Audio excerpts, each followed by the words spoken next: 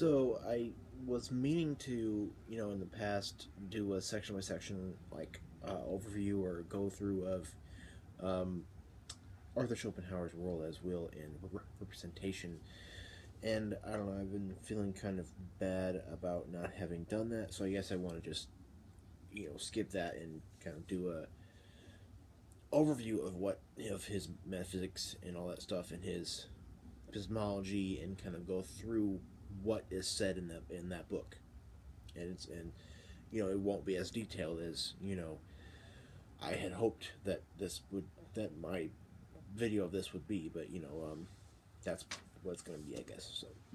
Um,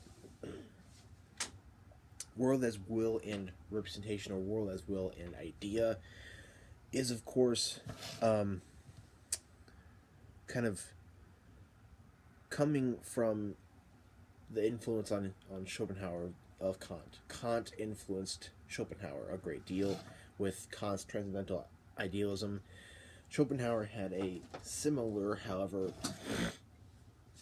quite different kind of idealism. And Kant sort of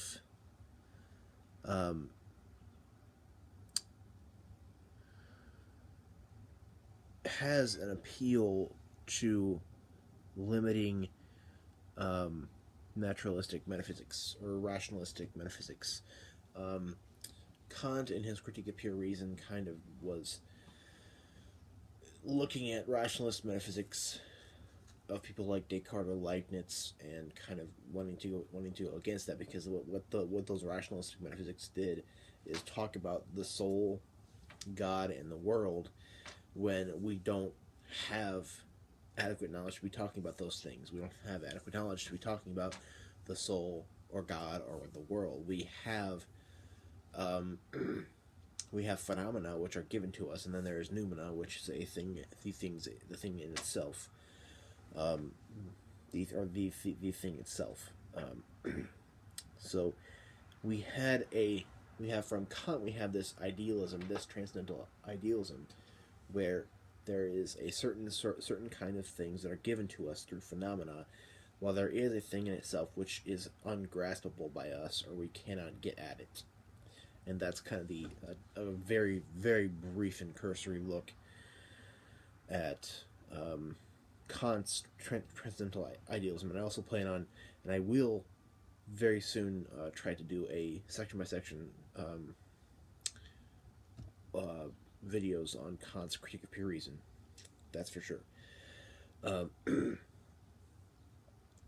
So Schopenhauer did agree with Kant's idea that we should try and limit those kind of rationalistic metaphysics, and that the world is itself a idea. You aren't seeing a sun. He says at the beginning of this book, you aren't seeing a sun, but you are seeing an eye that sees a sun. You aren't. He doesn't mean that you are literally seeing an eye, but you are experiencing things through yourself, which means that it is not necessarily the thing in itself that you are experiencing. And seeing a cup, for example, is a result of cognition conditioning it for you. Seeing any given thing is cognition having a hand in conditioning that for you. Thus, you are not getting at experiencing the thing in itself. And that is kind of a, he goes over a couple of aspects as to why world is idea, and a couple of aspects as to why world is will. And as you probably know, Schopenhauer had a dissertation on the fourfold roots, which was called the fourfold root of the principle of sufficient reason. And I have a video about that from a few years ago, and I'm not sure if that's adequate still or not.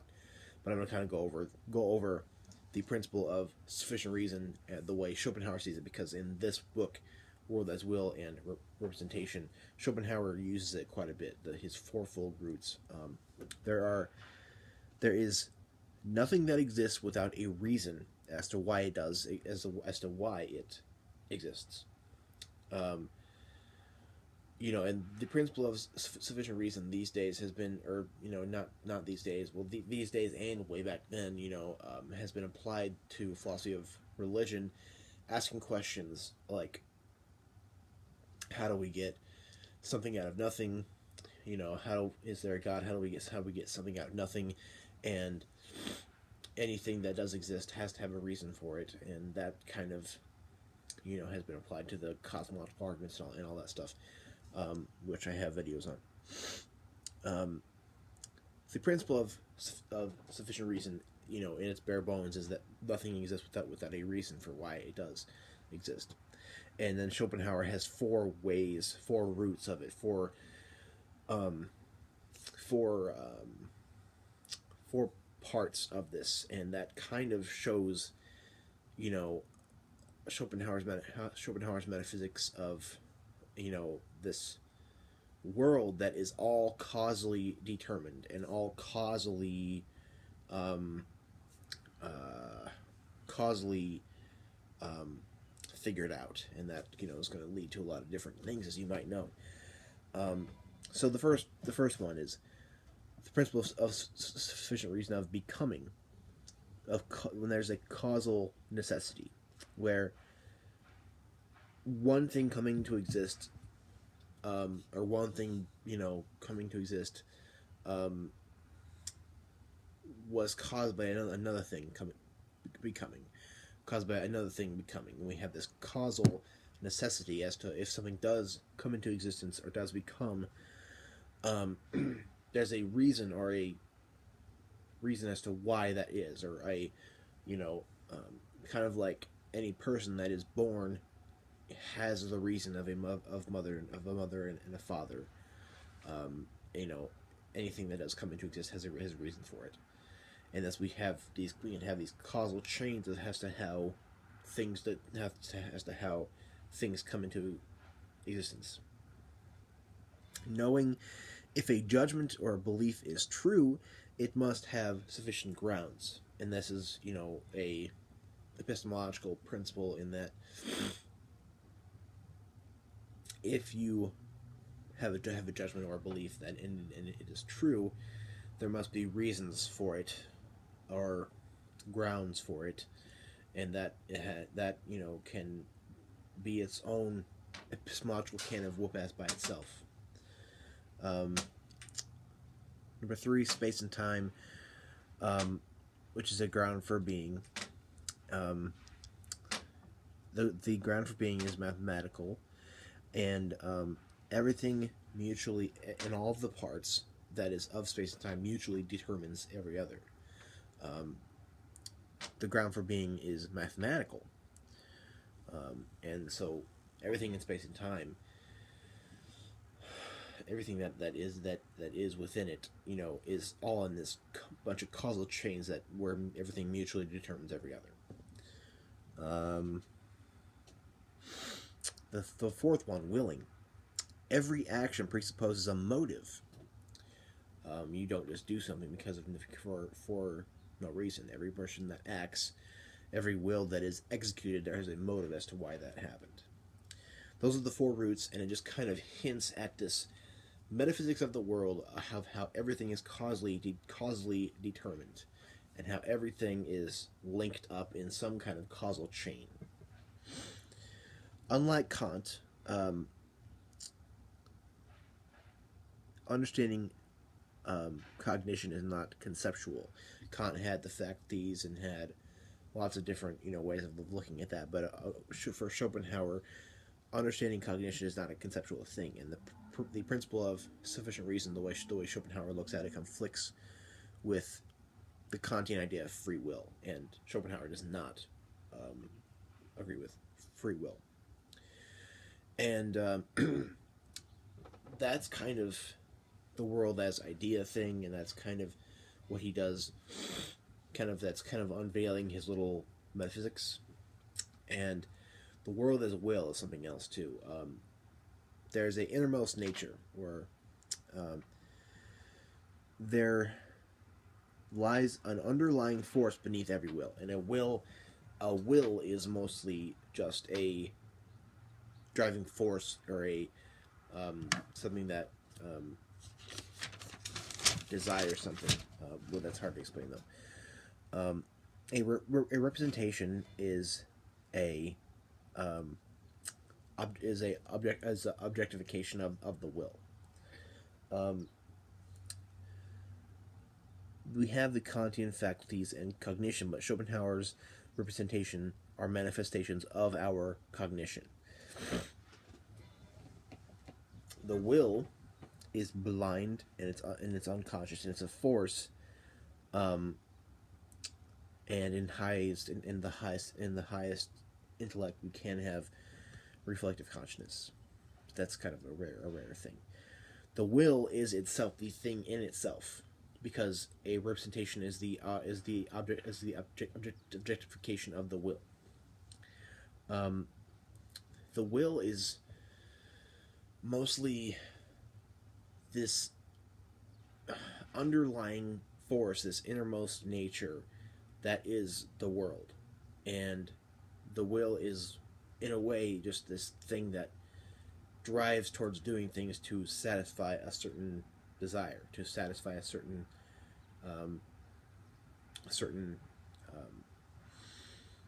thing.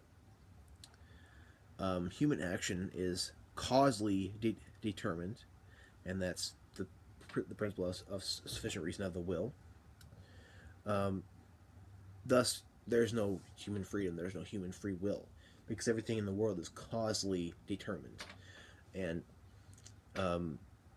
Schopenhauer does kind of explain how do we have this feeling of contingent action? How do we feel like free agents? How do we feel like agents who are doing contingent actions? He explains that by saying that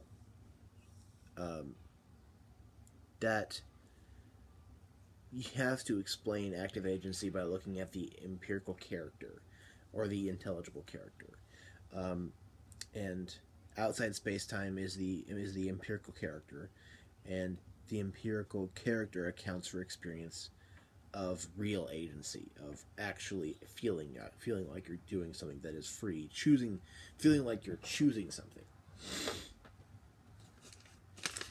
But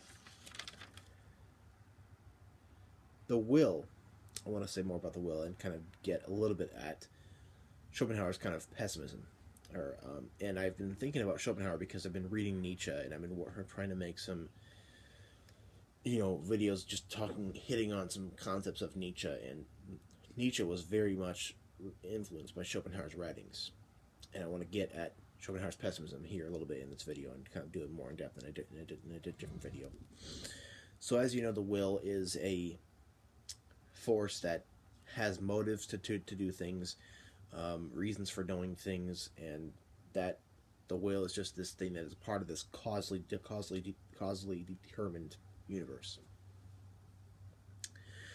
The inner nature of the world is an aimless, blind, and just striving thing that is trying to get at a certain goal, but the will has no goal or purpose.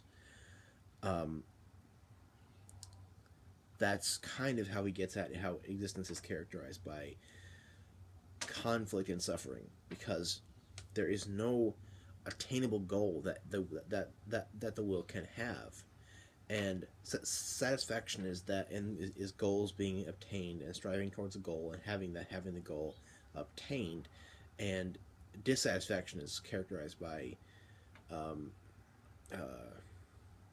not having those goals achieved. And since the will has no goal or purpose, and Schopenhauer, keep in mind, was a atheist big time and didn't believe in any kind of purpose of the will. The will is the thing itself. However, there is no goal for it, there's no purpose of it, and it's going to strive towards a lot of different things to have nothing and to not achieve anything. So that is just, there's a lot of different things that are in that,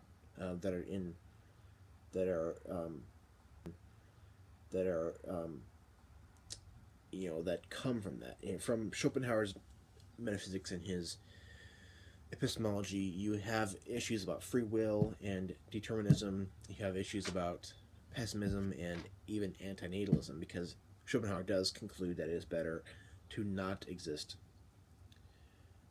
since the will has no purpose that can be, and no purpose, and thus nothing can be fulfilled. A lot of things, a lot of issues arise out of this. A lot of things do come from this. A lot of issues. But I guess I'm, thinking about, is that really the way the world is? Is that really is there really just a will that is, because the idea, the representation, there is no thing in itself other than the will, and what we see is conditioned by cognition. That's that idealism. But the thing in itself is the will, and the representation is the objectification of the will, and the will is just this